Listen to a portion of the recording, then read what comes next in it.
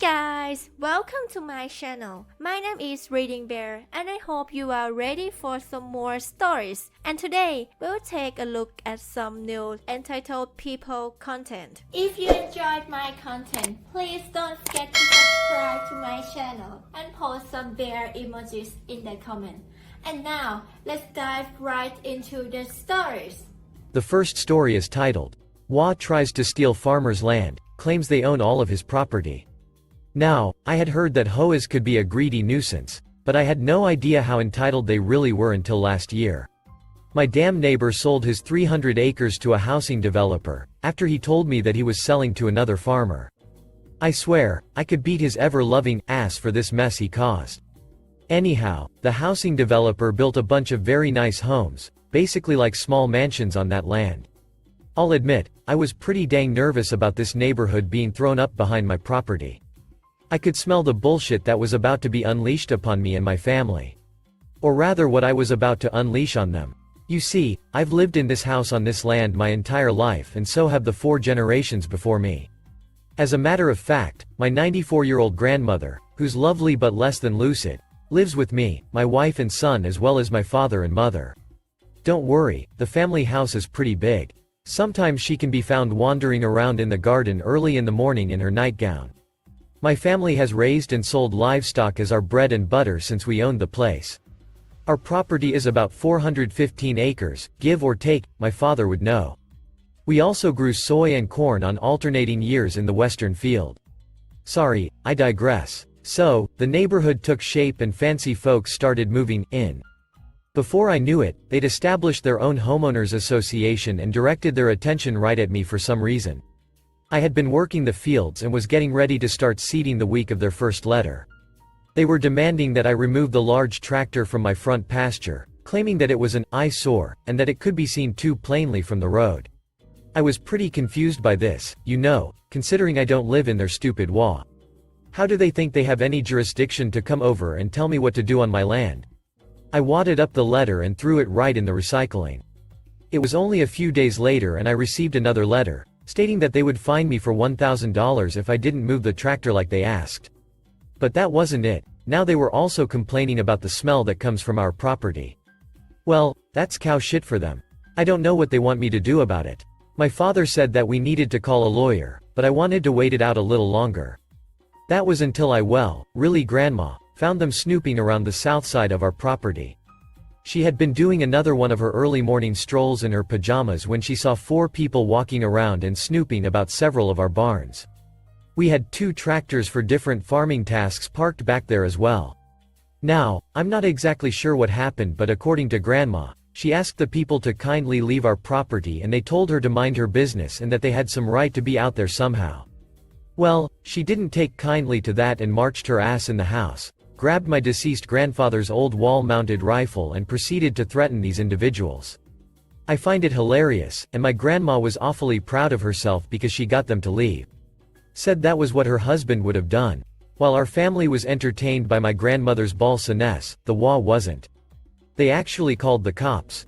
Which, I'll remind you that we live in a small town and have done so for 4 generations. The sheriff responded to the call, and funny enough it was a buddy of mine from high school. And he coached my daughter's little league team. So, needless to say, we knew each other. Sheriff Mark was quite amused by everything really and seemed to have a similar opinion to mine. We own this land, and they were trespassing. My grandmother had every right to ask them to leave, and when they didn't, she could have taken action. They're honestly lucky she didn't. When Mark explained this to the individuals at the HOA, they said that they did have the right because I actually am overstepping onto land that they own somehow?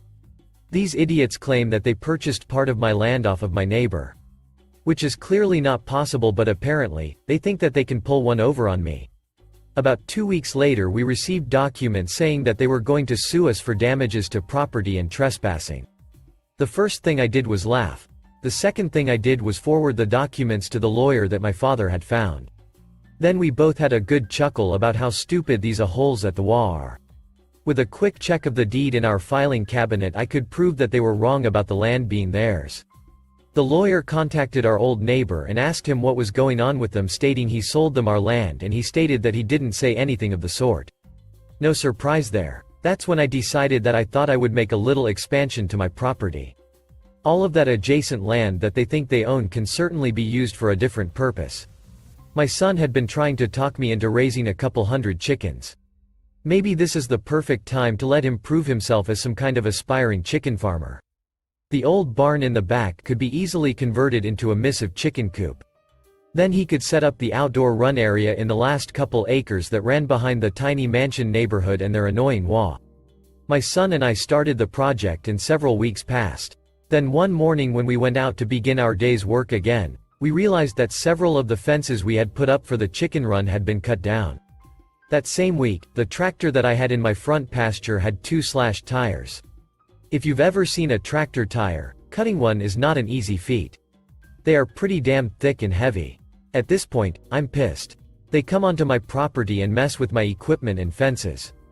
What's next? They're gonna set fire to something? In my state of fury, I painted, "This is war," on a large flat piece of particle board and posted it facing the neighborhood for all of them to see. So, now it's on. Not only am I definitely going through with this chicken farm idea my son wants to do, but I'm gonna throw a few pigs in here as well. Believe it or not, I had more land to my disposal further south, still pretty close to their neighborhood. If you've ever smelled a pig farm, it's one of the worst. Another month passed and I had the chickens set up and ready, pooping, clucking and laying eggs to their little heart's content. Then I had the pigs sent in after that, set up in the barn and fencing area. God, the smell was atrocious, and it wasn't exactly awesome for us, but I certainly enjoyed knowing how pissed the WA had to be over it.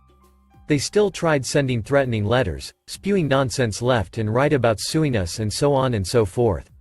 Eventually the letters turned into bizarre apologies and annoying pleadings to buy my land off of me for an exorbitant amount of money. Hey, it was tempting, but really the best part was seeing the looks on their faces when they walked by on the jogging path. Holding their noses and cringing at the smell of all the animal shit.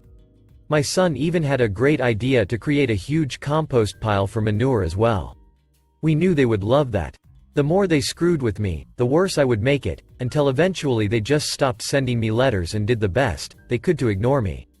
After about 9 months of them staring at my new chicken farm, compost pile and pigs, they decided to construct the biggest privacy fence they could between my land and theirs. I can't say I blame them, but my particle board sign is still standing. Just in case they decide to mess with the bull again. The next story is titled, "You only picked up 98% of your dog's poop. $2,000 please." Preface. I hate it when people don't pick up after their dogs. It's a minuscule amount of effort and is kind of a dick move when you don't care enough to do it.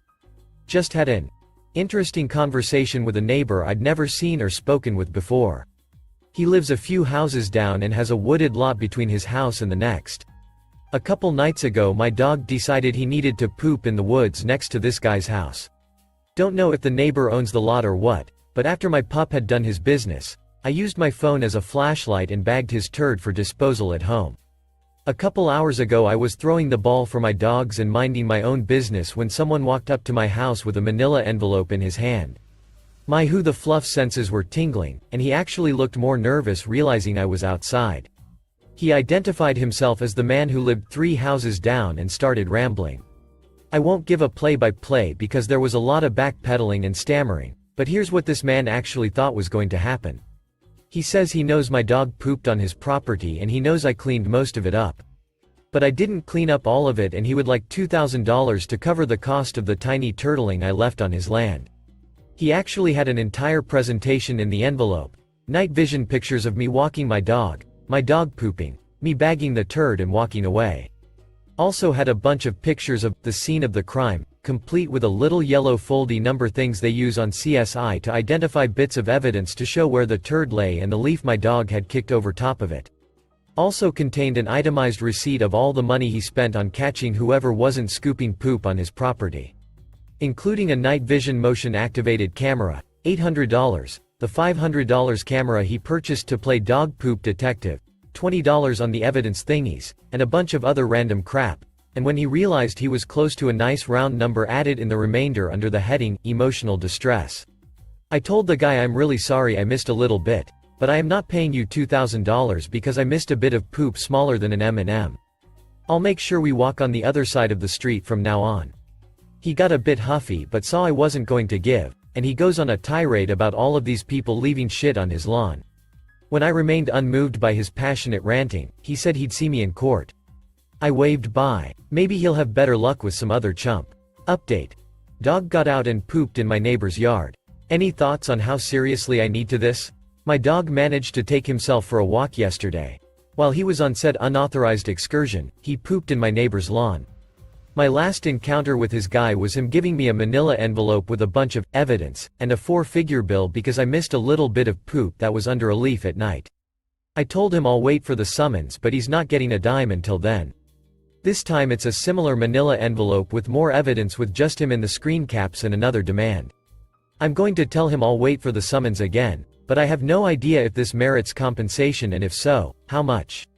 I know I need to go if I get a summons, but do I need to do my homework and consult with a lawyer first? They're kinda expensive. Update 2. He put a lien on my house, I told his mommy. This is the third, and hopefully last little post about my neighbor up the street who appears to be 3 fries short of a happy meal. Where we last left off, my dog took himself on a walk after someone carelessly left a gate open, and I guess my dog knows how that neighbor felt about him, because my pup left him a present. Doggo is fine. Careless person has had their conscience flayed to within an inch of their life, and all's well in the world, right? Wrong. This Fruit Loop actually took me to court over this. As in we both showed up and the judge was not amused about the frivolousness of the case. Needless to say, most of the time spent in the courtroom was the judge reading the plaintiff the riot act about how dumb it all was. Not that he actually called it dumb, but come on. Call a spade a spade. Most recently, however, this man was not going to take something so flimsy as a judge telling him to smarten up. He was going to what he was owed, damn it. So, he filed to put a lien on my house to the amount of $6,000. This was not a smart move on his part, for the uninitiated a lien is the process someone can use when they've done work on a property and the property owner decided they didn't feel like paying the bill. It's often used by sovereign citizens and other loonies to be annoying, and less frequently by actual contractors who had a client opt to not pay their bill. This dude actually put on a legal document under penalty of perjury that my dog shitting on his lawn twice as the reason why he was owed money for services he'd rendered to my house. Despite having his case thrown out with prejudice before. Perjury is an actual crime. Trying to collect on a debt the court has already ruled isn't a debt is also a crime. Turns out most folks in the legal profession have a dim view of being lied to. Homie could actually go to jail over this. I didn't really want him to go to jail. I just wanted him to leave me alone. So, I played dirty. We got a little bit of snow in my neck of the woods overnight, and I'd noticed that his house, which is actually his mom's house, didn't have a shoveled driveway. So, once I was done doing my own driveway, I started on theirs. About halfway through the man's mother came out to thank me and to ask if I wanted a cup of hot cocoa or anything to thank me for shoveling, as her layabout son was still sleeping. I thanked her for her offer and said there's no need to thank me, I need the exercise. But since you're out here, there's maybe something you should know about what your son's been up to and maybe wants to rethink what he's doing. He might get in some real trouble after all. As I suspected, she had no idea about her son's shenanigans and was looking more and more pissed off as my little story went on. She apologized profusely on his behalf, and insisted I leave the rest of her driveway for her son, who was going to take care of it the very second he got done fixing the mess he'd made. I asked if she was sure it wouldn't take me very long. She told me to I got edit. For this wondering. Yes, my house has cameras and my car's been on sentry mode since I got home. The last story is titled, Delete Your Files and Leave. So I have a friend Ted who 6 to 7 years ago was 64 and considering retirement. Ted worked in health analytics for a large metro health organization. He would look at patient data and see ways to improve patient outcomes and gain funding. Each month he would email to the relevant department heads data and links for government grants or funding applications. 12 months prior to this, Ted got a new boss, Sally, who didn't appreciate what Ted did. Sally pretty much ignored Ted except for a simple instruction that all data and reports go to her and no one else. She would deal with it. The organization declares a restructure with lots of jobs losses. They are extremely determined to get this through. Ted is to be redundant. In a meeting, Sally tells Ted his work is useless and he is of no use to the organization. She says she hasn't opened one of his email reports in 12 months and that clearly shows he doesn't matter to the organization. In 3 months he will be redundant and receive a handsome package, over a year's pay. Sally was pretty rude to Ted and HR asked her to leave. It is decided that Sally will longer deal with Ted. The union was putting a decent fight and slowing down the restructure. Ted makes the offer to HR that he will not fight the redundancy if they pay him 3 months sick leave and after that his redundancy. They agree but insist that he does a full data clean for patient confidentiality reasons in the next 2 days and then his sick leave starts. Cue malicious compliance. Ted backs up a copy then rings IT who delete every file. All on his hard drive and not on a server. He was not so tech savvy, and physically destroy his hard drive. He also asks them also to search through any unopened emails he had sent and delete them off the server. IT wipe every last trace of Ted from the system. Ted gave the copy of his data to the internal auditors on his last day. On Ted's last day he also discovered that Sally didn't know he was going on sick leave the next day. She rings with a sweet as pie voice saying, "Hey Ted, I need to look at those numbers you sent me as can't find them. The auditors say we are 2.2 million short of funding this year and you might be able to help out." Ted replies, "Sure, but ring me tomorrow." Ted leaves and retires happily ever after. Sally apparently could not find Ted's data in the coming weeks. Ted ignored her calls as he was on sick leave. The internal auditors investigated and found that Sally had cost the organization over $2.5 million in funding. At the same time, complaints came from department heads about Ted's redundancy. Someone forwarded Ted an email a couple months later from the CEO stating, "After a brief conversation with Sally, she has decided to look for other opportunities. Thank you for listening."